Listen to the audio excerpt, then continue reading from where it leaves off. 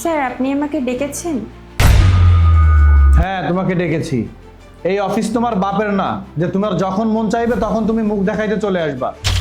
Last 10 দিন ধরে তুমি অফিসে লেট করে আসতেছো। তোমাকে এতবার বলতেছি তুমি ঠিক টাইমে অফিসে আসো, ঠিক টাইমে অফিসে আসো।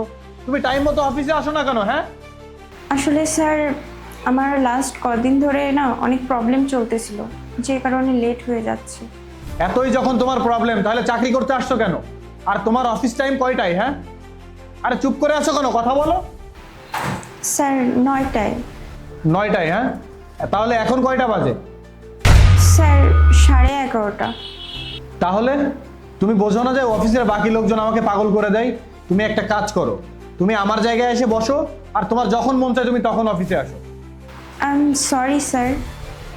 সরি তুমি লাস্ট 10 দিন ধরে বলে আসতেছো, আর এটাই তোমার লাস্ট ওয়ার্নিং। আজকের পর থেকে যদি তুমি দেরি করে আসো তাহলে তোমাকে ঘাড় ধাক্কা দিয়ে বার করে দেবো। বুঝতে পেরেছো আমার কথা? যাও এখান থেকে, যাও কাজ করো।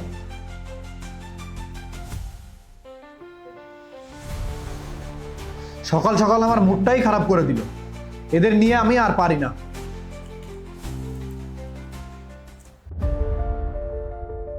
প্রীতি, এদিকে এসো তো।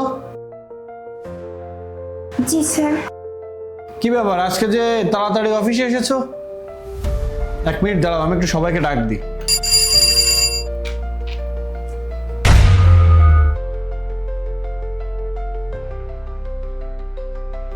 সবাই আসছে? দেখো প্রীতি আজকে সঠিক টাইমে অফিসে এসেছে। সবাই ওর জন্য একটু হাতে তালি দাও তো। ব্যাস, তোমরা থামো এবার। কি ব্যাপার, অফিস থেকে বের করে দিব এই কথা শুনে যে আজ তাড়াতাড়ি আসলে? এতদিন তোমাকে আমি বলতেছি তাড়াতাড়ি আসো, তাড়াতাড়ি আসো, তুমি তো আমার কথা শুনলেই না। এত ভালোবাসো যখন নিজের জবকে, তাহলে এত লেট করে আসো কেন? স্যার চাকরি চলে যাবে এই ভয়ে আমি তাড়াতাড়ি অফিসে আসিনি। আসলে আমার মা হসপিটালে ভর্তি, তার জন্য প্রতিদিন ওষুধ নিয়ে যাওয়া, খাবার নিয়ে যাওয়া আর ঘরের সব কাজ করতে করতে আমার লেট হয়ে যায়। আজকে খাবার নিয়ে যাওনি? না স্যার। কেন? কারণ আমার মা আর বেঁচে নেই স্যার, আমার মা মারা গেছে। এখন থেকে আমি টাইম মতো না আসবো অফিসে, এটা আর ভালো হলো না? আপনি আর কষ্ট করে আমাকে বেশি কথাও বলতে পারবেন না। আপনার কি মনে হয় স্যার আমি এই চাকরিকে ভালোবাসি? না স্যার, আমি আমার মাকে সব থেকে বেশি ভালোবাসি।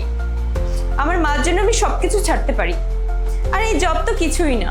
আপনি তো খুব সহজেই বলে দিয়েছিলেন যে অফিসে টাইম মতো না আসলে আমাকে ঘাট ধাক্কা দিয়ে বের করে দেবেন।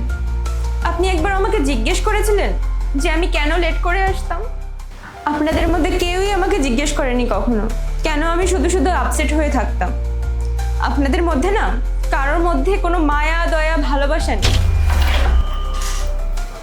আই এম সরি প্রীতি, আসলে আমি বুঝতে পারিনি।